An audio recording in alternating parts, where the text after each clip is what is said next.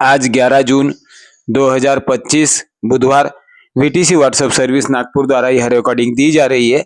आज agree commodity में बाजार कैसे रहेंगे, तो कुछ खबरों की पहले बात करते हैं। जैसे कि मानसून रिपोर्ट तो अच्छी आ रही है, लेकिन बारिश अभी 2-3 दिन 4-5 दिन जो लेट हुई है या फिर जैसे जो समय पे बताया गया था उससे लेट हो रही है, तो इसकी वजह से ही बाजार में जो मंदी आना है वो रुक जाएंगी। पहली बात तो यह है।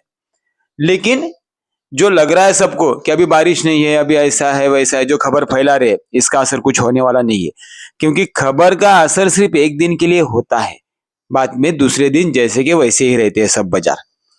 अब दूसरी बात, जैसे कि एमएसपी बढ़ाया गया है, इसकी वजह से किसान हो नाफेड हो सब लोग सेलिंग में आ चुके हैं। इसको निर्देश आपको कम से कम 15 दिन से दिए जा रहे हैं कि मंदी आने वाली है, मंदी आने वाली है। तो इसी की वजह से भी मार्केट में प्रेशर ज्यादा आया है, सेलिंग प्रेशर ज्यादा आया है।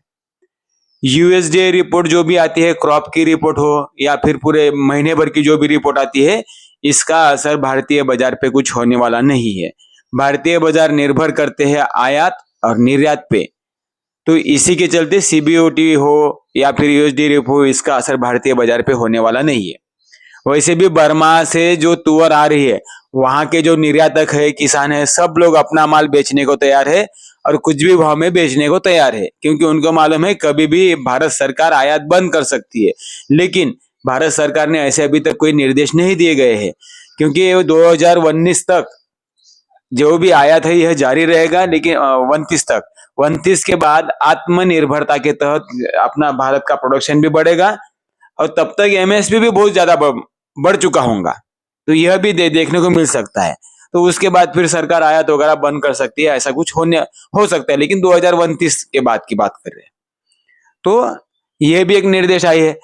तो कहने का मतलब है, जो भी बाहर की खबर आ रही है, जो भी लोग खबर कुछ भी फैला रहे हैं, जैसे कि कनाडा और ऑस्ट्रेलिया का खबर फैला दिया था कि वहां पे चने का उत्पादन कम हो जाएगा, तो ऐसे जो भी खबर फैला रहे हैं, इसका असर 1-2 दिन के लिए होता है। जैसे कि आपने देखा है, हर एक रिकॉर्डिंग में बता रहे हैं कि स्पाइसेस मसालों का निर्यात सिर्फ मार्च तक जो था वह 17% बढ़ा था, तो उसकी खबर की वजह से 2-3 दिन जीरा, धनिया हो, आपकी हल्दी हो, सभी में तेजी आ चुकी थी। और उसमें यह भी कहा गया था कि भाई अभी जो आंकड़े आने वाले हैं जून जुलाई के, यह कमजोर आ जाएंगे, तो यह कमजोर आ जाएंगे, इसका मतलब वापस से मंदी आने वाली है। तो कल आपने एनसीडीएक्स में देखा होगा, सब ये मसाले पूरे माइनस हो गए थे। तो कहने का मतलब समझिए, खबर जो भी है, यह खबर का असर भारतीय बाजार पे सिर्फ शॉर्ट टर्म के लिए होता है, लॉन्ग टर्म के लिए नहीं होता है। लॉन्ग टर्म का असर यही है कि भारत में आयात और निर्यात क्या है, इसके ऊपर ही बाजार डिपेंड करते हैं।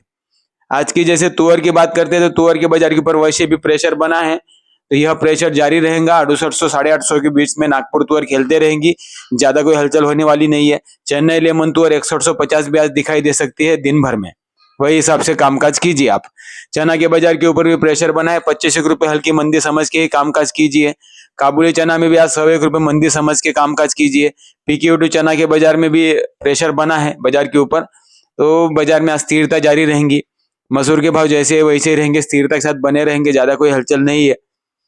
उड़द और मूंग के बाजार के ऊपर प्रेशर ही बना है, समर क्रॉप का प्रेशर है और आयातित माल का प्रेशर है, वही हिसाब से बाजार में ज्यादा कोई हलचल होने वाली नहीं है। जो बाजार है वही बाजार चलते रहेंगे। सोयाबीन में आज वापस से शाम तक 25 रुपए की हल्की मंदी आ सकती है। सोयाबीन में क्या हुआ था, जो इन्होंने कहा था कि जैसे कि प्रोडक्शन की बात जो हो रही थी, ये अमेरिका की प्रोडक्शन की बात हो रही थी, अमेरिका का एंडिंग स्टॉक की बात हो रही थी कल दिन भर में, तो इसका असर भारतीय बाजार पे कुछ होने वाला नहीं है। तो ये शॉर्ट टर्म के लिए जो भी रहता है, 10-20-25 रुपए बढ़ा दिए इन्होंने, बाद में जैसे है वैसे, तो वैसे है। शाम तक जो भी बाजार है, जो इवनिंग के बाजार थे वही खुलेंगे और शाम तक 25 रुपए मंदी के साथ व्यापार हो सकते हैं। खाद्य तेल के बाजार के ऊपर भी प्रेशर बना है। मलेशिया पाम तेल का जो मतलब वायदा बाजार है, या फिर मलेशिया पाम तेल का स्टॉक बढ़ चुका है, वो हिसाब से वहां के वायदा बाजार पे मंदी आ जाएंगी। वहां का असर भारतीय बाजार पे कुछ होने वाला नहीं है, ये भी समझ लीजिए।